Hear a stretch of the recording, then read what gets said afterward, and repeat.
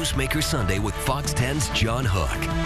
Thanks for joining us on Fox 10 Newsmaker Sunday. I'm John Hook. Over the next half hour, we're going to talk about SB 1070 and the backdrop of the police union going back to Washington, D.C. to talk to the Attorney General of the United States, Eric Holder, to give their feelings to the Attorney General about how they feel SB 1070, the new immigration law, will work, and that their belief is it is workable. Levi Bolton is a lobbyist consultant for the Police Law Enforcement Association, a 32-year cop on the streets for Phoenix, got on board in 1975. You just got back from meeting with Attorney General Holder, and I'm going to show the piece that we did on you Friday night in a moment.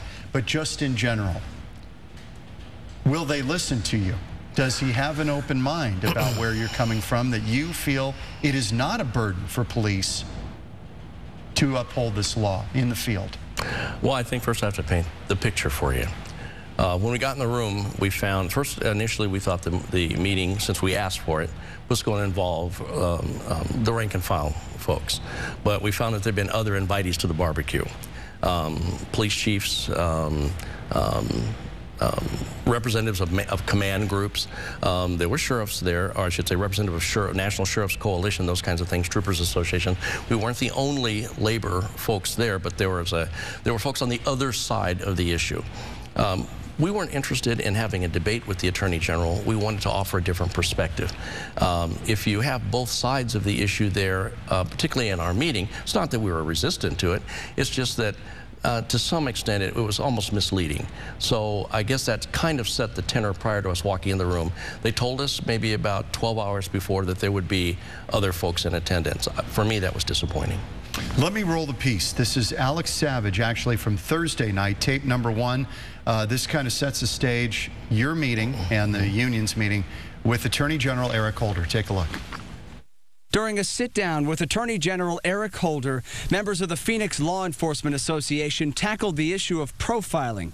Levi Bolton says officers are upset by the idea they will target Hispanics under the new immigration law. Be offended on behalf of the 14,000 police officers in the state of Arizona to say that on July 29th, we somehow will lose our professionalism and unilaterally become racist. See, bills aren't racist, people are. Bolton says he told Holder about a City of Phoenix policy that allows officers to call in federal immigration agents for people involved in crimes. He says that policy has worked well, and the new immigration law will just go a few steps further. Bolton says his union went to D.C. to push back against some of the outspoken critics. Not only do I believe that there is fear, I believe it's growing. And what happens is it's like a wildfire, that it tends to be contagious. Misinformation continues to be the fuel. Bolton says the Attorney General didn't ask any questions during the meeting. He just listened. Still, union members are hopeful that Holder will consider their side when he decides whether or not to file suit against Arizona's new law. I'm optimistic because I'm going to take him at his word. He's the top cop. I have a lot of respect for Mr. Holder, and I'm hoping, and I'm looking at making this assertion only from his background. I think that he will examine this very carefully and judiciously. And Levi Bolton, who you saw there, who is a lobbyist and consultant for the Police Law Enforcement Association and a 32-year officer for the city of Phoenix, is our guest on Newsmaker Sunday. When you're talking to the Attorney General, do you believe he had an open mind about this? And what was it that you wanted to get across to him? A number of things. Knowing we only had an hour, it was kind of hard to condense months of frustration. Number one, the idea of misinformation and disinformation circulated about the bill.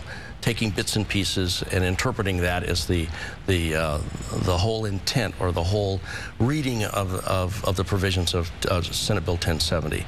The next one was to unilaterally, and I think when we keep saying the bill is racist, on July 29th, the bill will become law, so then who then becomes racist? There are 14,000, or about thereabouts, 14,000 police officers in the state of Arizona.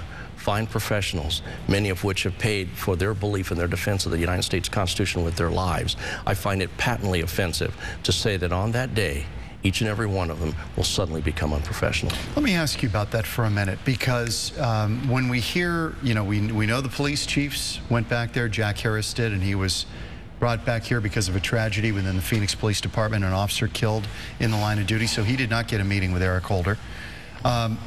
but chiefs seem to have one agenda. You guys in the union have another. Are you comfortable that within the union, which is about 2,000 Phoenix? About 2,500. 2,500. That they agree with your position that they want to enforce this law? Not only is it their duty under the law, but that they really want to get into this business of potentially finding out who's here legally and who's not. Okay. Well, the first thing we did is police officers never ask for expanded authority. We didn't ask for more tools. We asked for someone to take the padlocks off the tools we already had. That's the first thing. So we've already had the ability to do this because we were doing it in the past. Policies changed that prevented. Senate Bill 1070's initial genesis had really nothing to do with what you see the final product. It was an anti-sanctuary city policy. In other words, stop handcuffing police officers from partnering with ICE. To where you couldn't ask. To where we couldn't ask. Couldn't ask the question, where are you from? Yes. Just so you to kind of put it in stark contrast and bring us into sharp relief. John, at bank robberies we call the Federal Bureau of Investigation. We get counterfeit money occasionally showing up at convenience markets and other places. We contact the Secret Service. We contact the postal inspectors. We contact Department of Agriculture with food stamps. We do this without any kind of hoopla, and it's just a matter of course of doing business. But the minute that we talk about contacting ICE or our immigration federal partners, you would think that we were talking about violating the most sacred of compacts with some kind of super secret violation of some policy. It's because race is involved. Race is the gasoline on the fire in this issue. And you know, the unfortunate part about it is illegal immigration is not a race, it's conduct. And that's the sad part about this. Without sounding insensitive, and I've heard the arguments on all sides of it, first and foremost, police officers have never wanted to be at odds with their community. That's the unfortunate part. That's where this has come. Because while the police chiefs and politicians have churned this thing to such that now the nefarious actors will be those men and women who have to go out and talk to victims and witnesses, when clearly there's provisions in the bill that talk about how officers are to deal with those folks. That's the sad part about it. But you never hear about that. The ability that the bill allows for officers to disengage if they feel that it could fetter their investigations. The fact that PC, or probable cause, or I should say reasonable suspicion, needs to exist upon the time of the contact. Otherwise, a predicate must exist. Very few people ever talk about this. How did we get to this point in the city of Phoenix where, for a long time, you just didn't ask the question? If somebody's legal status was something that was kind of unfolding during your investigation, you were kind of told to take a hands-off approach, right? Right. Don't go there. I think a number of factors came about. How did we get to that point? I think it's, to say a single answer would probably do it a disservice. I think there were political pressures. The death of 6 Phoenix police officers and 6 seriously wounded as a consequence over a period of time.